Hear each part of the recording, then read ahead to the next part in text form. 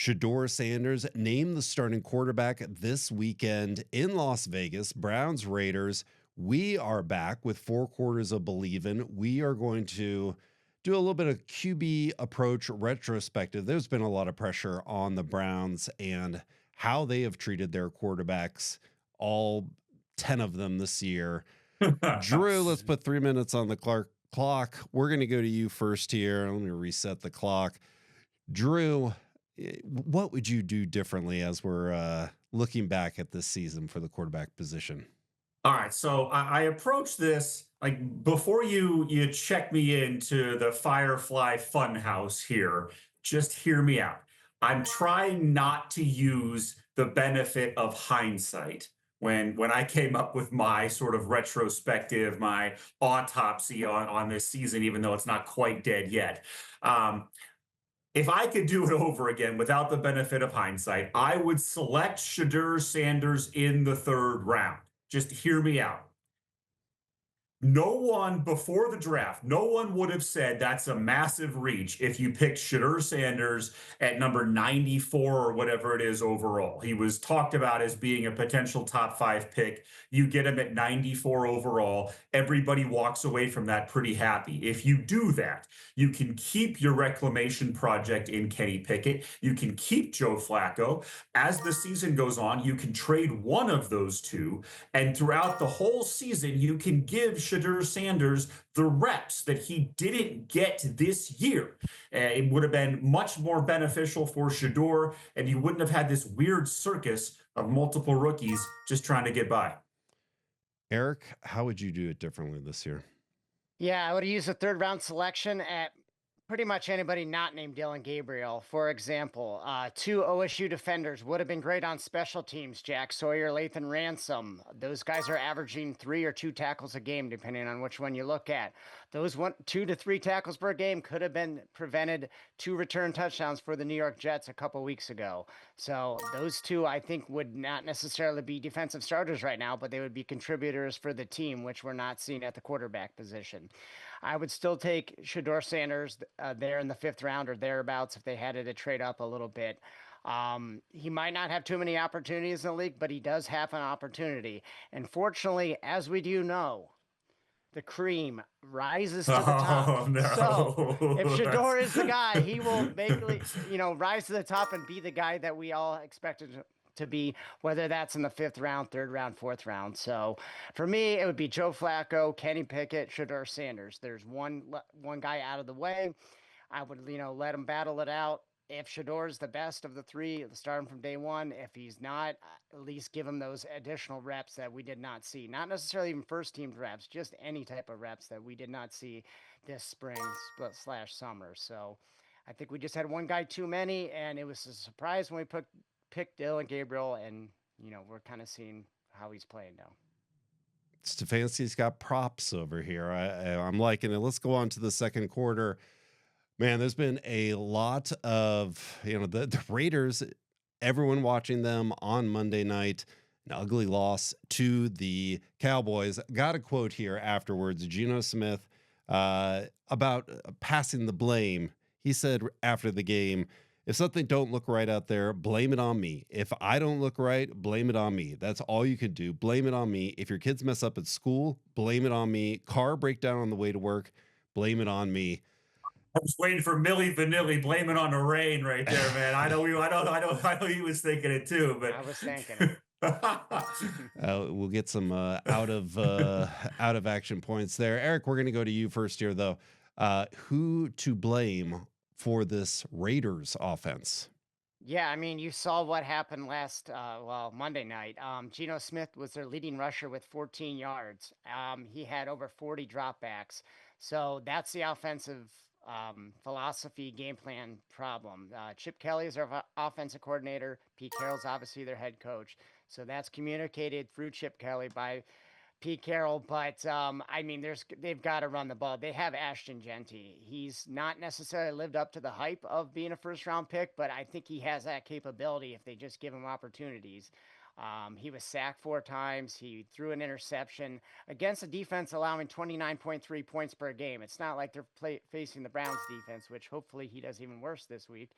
But I think it's a lot of the coaching staff. Geno, he's had his ups and down moments, and even his ups aren't that great. But he should be a serviceable quarterback, and he's not a quarterback that should be dropping back that many times. So I think the coaching staff for the Raiders, they kind of put this mismatch of I retired, now I'm coming back with a long time collegiate coach. So I'm not sure what's going on in Las Vegas, but as long as they keep it up for at least another week, I'm okay with that. But I'm going with the coaching. Drew, who would you blame for the Raiders offense? Yeah, I'm going to go the other way with this. I trust Pete Carroll and Chip Kelly. I don't think the game has passed them by at this point. I think I still respect what they're capable of. You saw what Chip Kelly can do when he comes out with a good game plan and he has good players. They're world beaters, right? I've seen Pete Carroll motivate teams to overachieve, right? Like between the two of them, they have almost 70 years of coaching experience. And I'm going to borrow a phrase, you can't teach that. Um, but you give Geno Smith the worst wide receiver core in the NFL. You trade after you've traded away the only good player with Jacoby Myers. You couple that with the worst offensive line in the AFC and potentially the worst in football. And Brock Bowers is good. Ashton Genty might be great, but with no offensive line, with no weapons, you're asking 205 Live to carry the entire brand, and I just don't see it happening. And that's what you're getting there. They need more offensive linemen, and they need more talent. Was that a reference to the cruiserweight show, It 205 Live? it most certainly is, and it's also Ashton Genty's playing weight. You're welcome, team. You're welcome. Oh my goodness, what a deep cut. We're at halftime. So on that topic, in the third quarter here, we've had a really rough offense. We have such a great defense that everyone is looking at them as the number one defense possibly in the NFL, and we still can't win games because of how poor our offense is. Would you swap with the Raiders both now and in the future for their offense? Would our fortunes be any different? Drew, let's go to you first here on that one.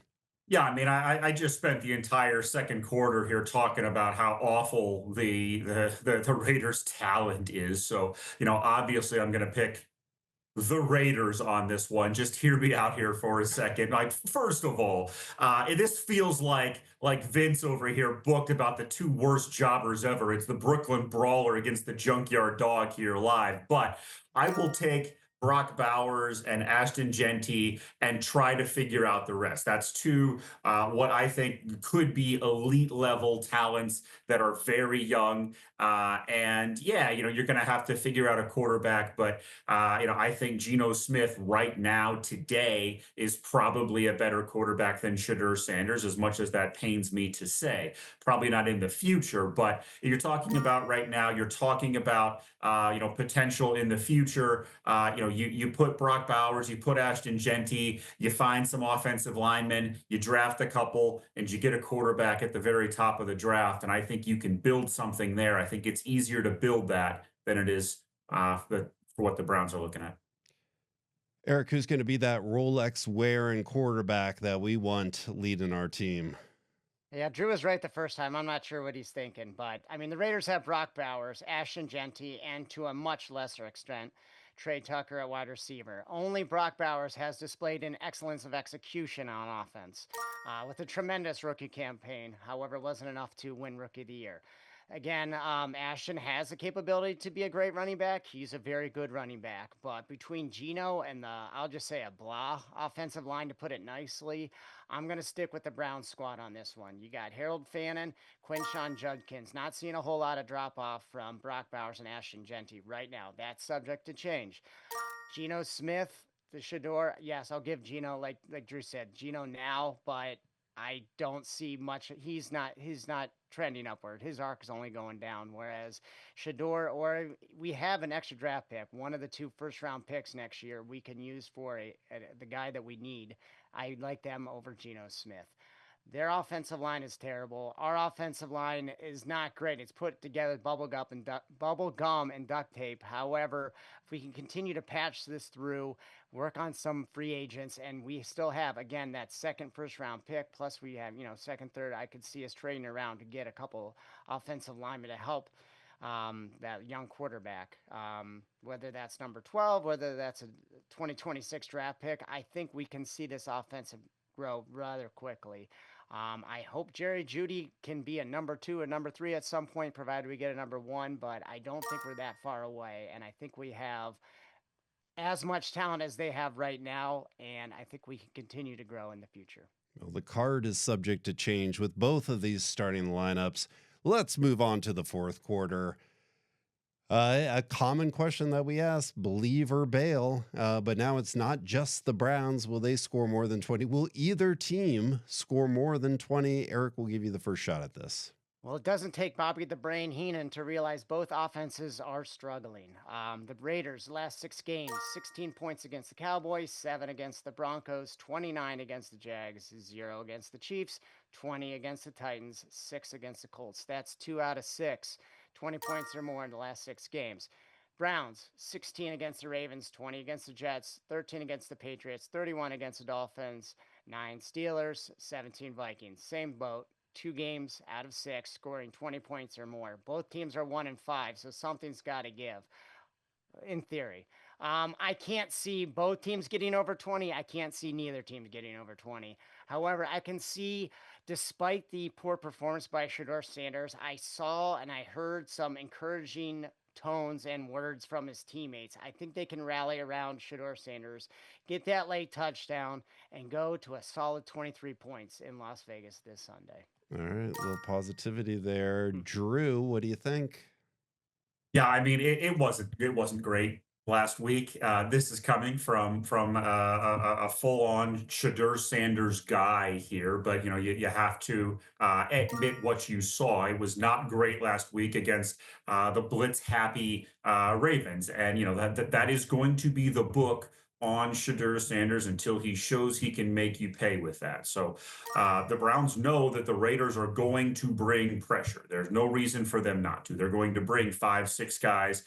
The team has to be able to block that, and they have to find a way to make that hurt on the back end. This has not been a fun season. This has not been a good stretch of football. There's not a whole lot to look forward to. The season has come crashing down and it hurts inside, but it's time for my guy, Shedeur Sanders, to take a stand. It does not help to hide. You're going to see the reason that people thought this guy was going to be a first-round pick, and you're going to see it on Sunday. What happens in Las Vegas is going to translate to the rest of the season. You're about to see what this team is capable of with a legitimate NFL quarterback.